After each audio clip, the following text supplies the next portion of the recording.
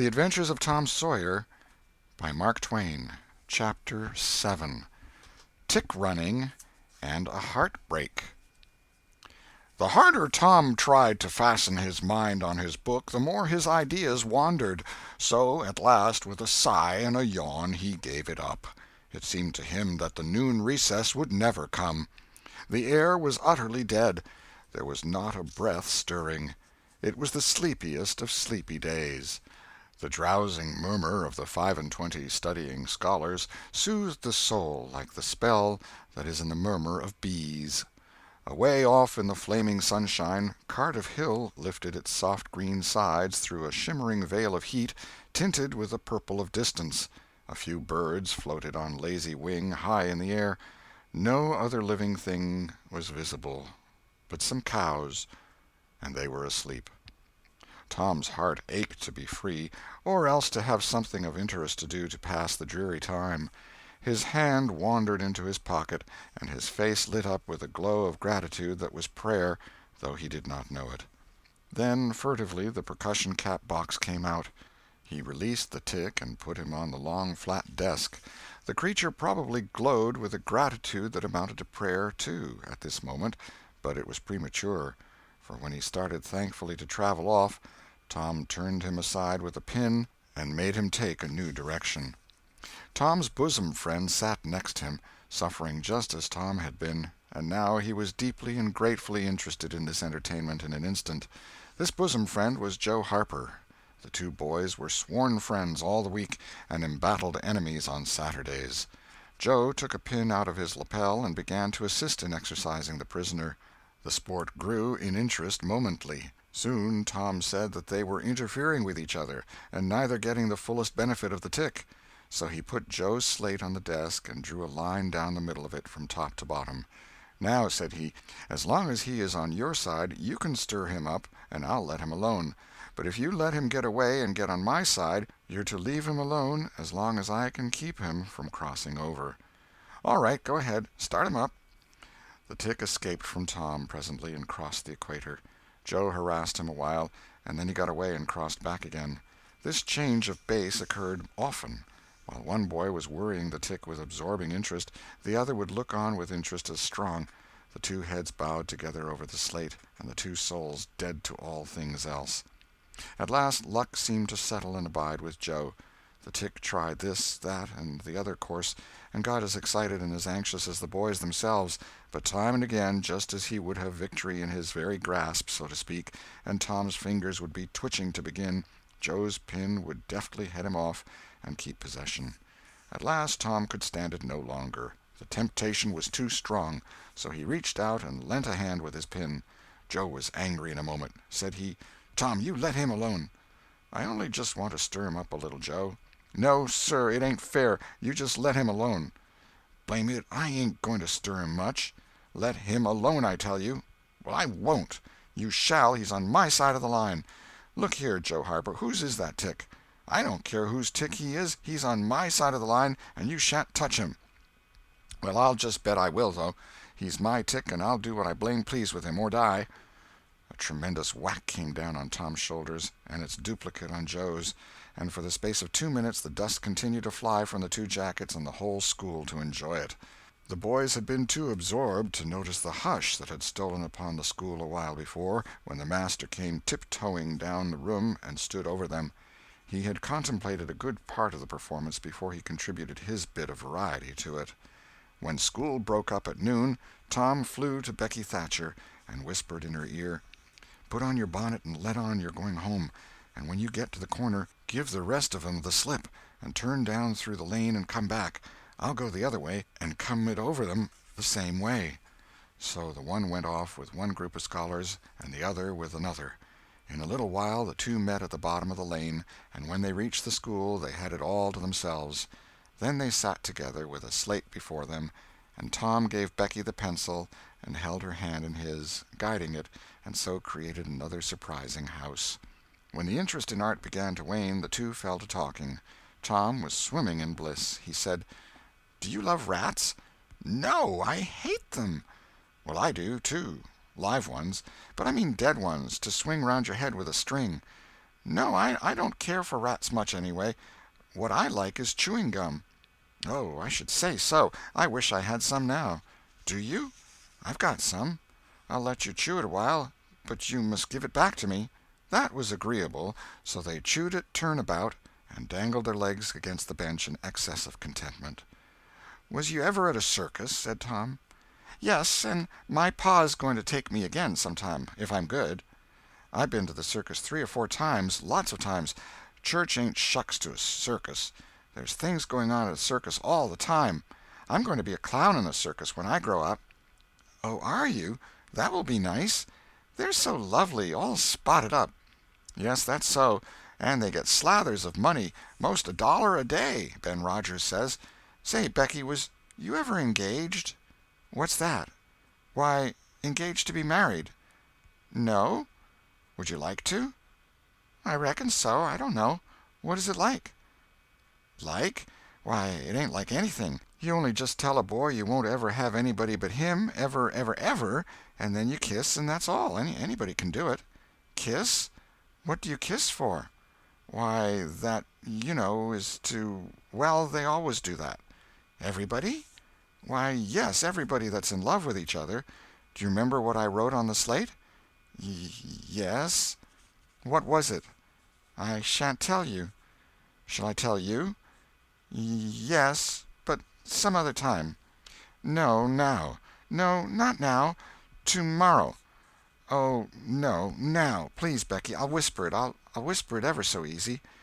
Becky hesitating, Tom took silence for consent, and passed his arm about her waist and whispered the tale ever so softly, with his mouth close to her ear, and then he added, "Now you whisper it to me, just the same." She resisted for a while, and then said, "You turn your face away so you can't see, and then I will. But you mustn't ever tell anybody, will you, Tom? Now you won't, will you?" "No, indeed, I won't. Now, Becky." He turned his face away, and she bent timidly around till her breath stirred his curls, and whispered, "I love you." Then she sprang away and ran around and around the desks and benches, with Tom after her, and took refuge in a corner at last, with her little white apron to her face. Tom clasped her about her neck and pleaded, "Now, Becky, it's all done, all over but the kiss. Don't you be afraid of that. It ain't anything at all. Please, Becky." And he tugged at her apron and the hands. By and by she gave up and let her hands drop. Her face, all glowing with the struggle, came up and submitted. Tom kissed the red lips and said, "Now it's all done, Becky, and always after this, you ain't ever to love anybody but me, and you ain't ever to marry anybody but me, never, never, and forever. Will you?" "No, I'll never love anybody but you, Tom, and I'll never marry anybody but you, and you ain't to ever marry anybody but me either." "Certainly, of course. That's part of it. And always coming to school, or when we're going home, you're to walk with me, when there ain't anybody looking, and you choose me and I choose you at parties, because that's the way you do when you're engaged." "It's so nice. I never heard of it before." "Oh, it's ever so gay. Why, me and Amy Lawrence—" The big eyes told Tom his blunder, and he stopped confused. "Oh, Tom, then I ain't the first you've ever been engaged to." The child began to cry, and Tom said, "Oh, don't cry, Becky. I don't care for her any more." "Yes, you do, Tom. You know you do." Tom tried to put his arm about her neck, but she pushed him away and turned her face to the wall and went on crying. Tom tried again, with soothing words in his mouth, and was repulsed again. Then his pride was up, and he strode away and went outside. He stood about, restless and uneasy, for a while, glancing at the door every now and then, hoping she would repent and come to find him. But she did not. Then he began to feel badly, and fear that he was in the wrong. It was a hard struggle with him to make new advances, now, but he nerved himself to it, and entered. She was still standing back there in the corner, sobbing, with her face to the wall. Tom's heart smote him. He went to her and stood a moment, not knowing exactly how to proceed. Then he said hesitatingly, "Becky, I don't care for anybody but you." No reply, but sobs. "Becky," pleadingly, "Becky, won't you say something?" More sobs. Tom got out his chiefest jewel, a brass knob from the top of an andiron, and passed it around her so that she could see it, and said, Please, Becky, won't you take it?" She struck it to the floor. Then Tom marched out of the house and over the hills and far away to return to school no more that day. Presently Becky began to suspect. She ran to the door. He was not in sight. She flew around to the play-yard. He was not there. Then she called, "Tom? Come back, Tom!" She listened intently, but there was no answer. She had no companions but silence and loneliness. So she sat down to cry again and upbraid herself, and by this time the scholars began to gather again, and she had to hide her griefs and still her broken heart and take up the cross of a long, dreary, aching afternoon, with none among the strangers about her to exchange sorrows with. End of Chapter 7. Chapter 8. A Pirate Bold to Be. Tom dodged hither and thither through lanes until he was well out of the track of returning scholars, and then fell into a moody jog. He crossed a small branch 2 or 3 times, because of a prevailing juvenile superstition that to cross water baffles pursuit. Half an hour later he was disappearing behind the Douglas mansion on the summit of Cardiff Hill, and the schoolhouse was hardly distinguishable away off in the valley behind him. He entered a dense wood, picked his pathless way to the center of it, and sat down on a mossy spot under a spreading oak. There was not even a zephyr stirring. The dead noonday heat had even stilled the songs of the birds. Nature lay in a trance that was broken by no sound but the occasional far-off hammering of a woodpecker, and this seemed to render the pervading silence and sense of loneliness the more profound. The boy's soul was steeped in melancholy. His feelings were in happy accord with his surroundings. He sat long with his elbows on his knees and his chin in his hands, meditating. It seemed to him that life was but a trouble at best, and he more than half envied Jimmy Hodges, so lately released. It must be very peaceful, he thought, to lie and slumber and dream forever and ever, with the wind whispering through the trees and caressing the grass and the flowers over the grave, and nothing to bother and grieve about, ever any more. If he only had a clean Sunday-school record, he could be willing to go, and be done with it all. Now, as to this girl, what had he done? Nothing. He had meant the best in the world, and been treated like a dog, like a very dog. She would be sorry some day, maybe when it was too late. Ah, if he could only die temporarily. But the elastic heart of youth cannot be compressed into one constrained shape long at any time.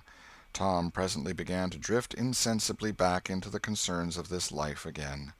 What if he turned his back now and disappeared mysteriously? What if he went away, ever so far away, into unknown countries beyond the seas, and never came back any more? How would she feel then? The idea of being a clown recurred to him now, only to fill him with disgust.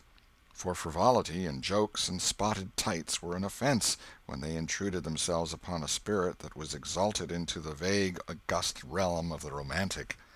No, he would be a soldier, and return after long years all war-worn and illustrious.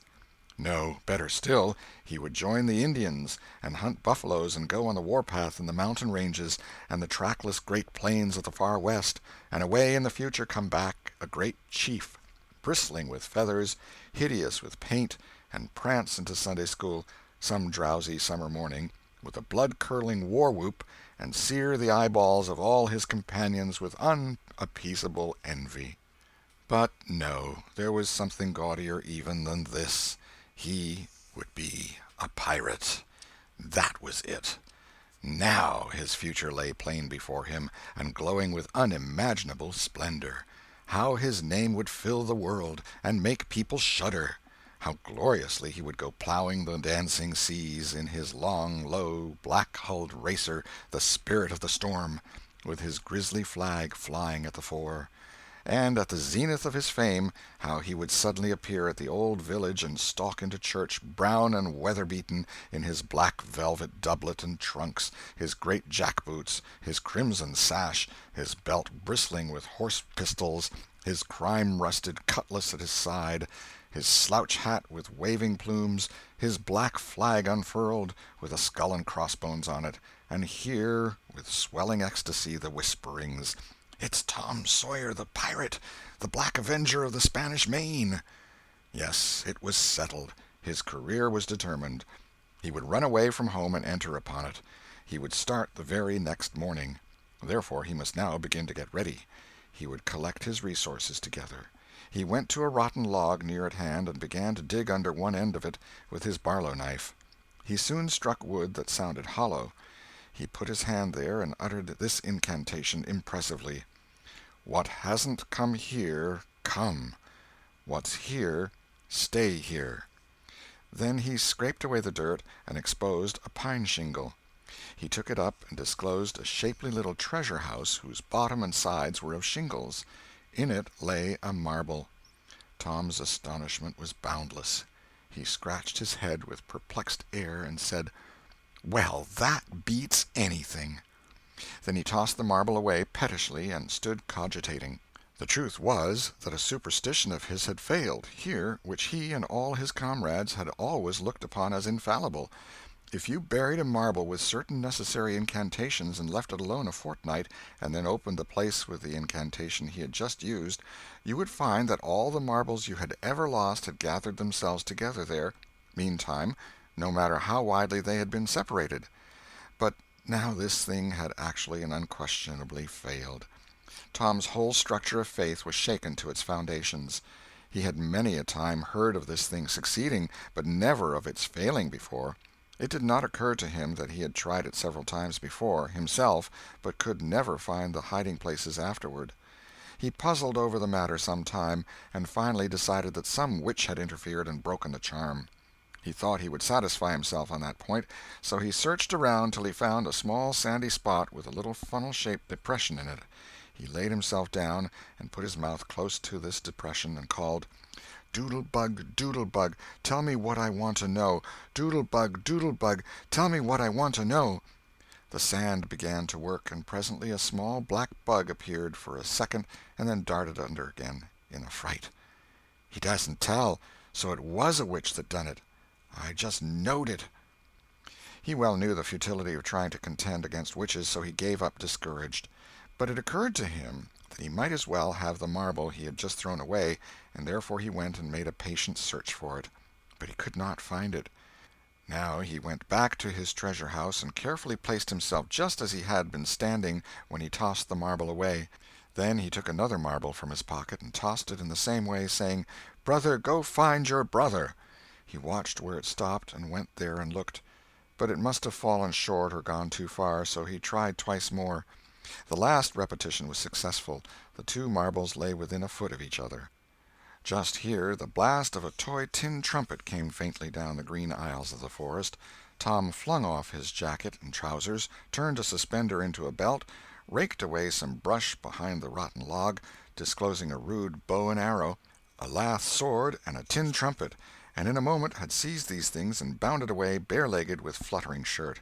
He presently halted under a great elm, blew an answering blast, and then began to tiptoe and look warily out, this way and that. He said cautiously to an imaginary company, "Hold, my merry men, keep hid till I blow." Now appeared Joe Harper, as airily clad and elaborately armed as Tom. Tom called, "Hold! Who comes into Sherwood Forest without my pass?"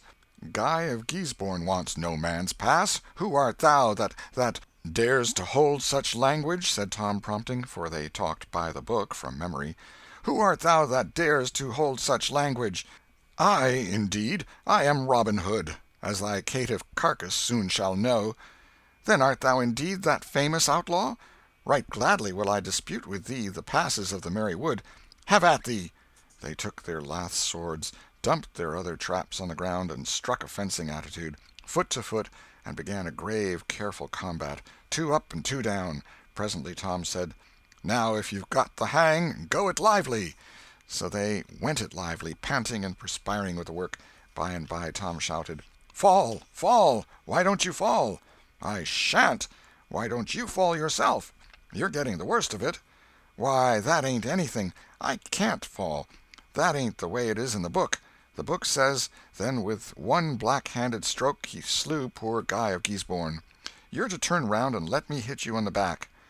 There was no getting around the authorities, so Joe turned, received the whack, and fell. "Now," said Joe, getting up, "you got to let me kill you. That's fair." "Why, I can't do that. It ain't in the book." "Well, it's blamed mean, that's all."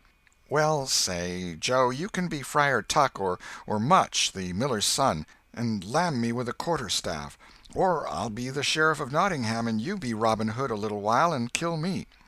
This was satisfactory, and so these adventures were carried out. Then Tom became Robin Hood again, and was allowed by the treacherous nun to bleed his strength away through his neglected wound. And at last Joe, representing a whole tribe of weeping outlaws, dragged him sadly forth, gave his bow into his feeble hands, and Tom said, "Where this arrow falls, there bury poor Robin Hood under the greenwood tree." Then he shot the arrow and fell back and would have died, but he lit on a nettle and sprang up too gaily for a corpse. The boys dressed themselves, hid their accoutrements, and went off grieving that there were no outlaws any more, and wondering what modern civilization could claim to have done to compensate for their loss. They said they would rather be outlaws a year in Sherwood Forest than President of the United States forever. End of chapter 8.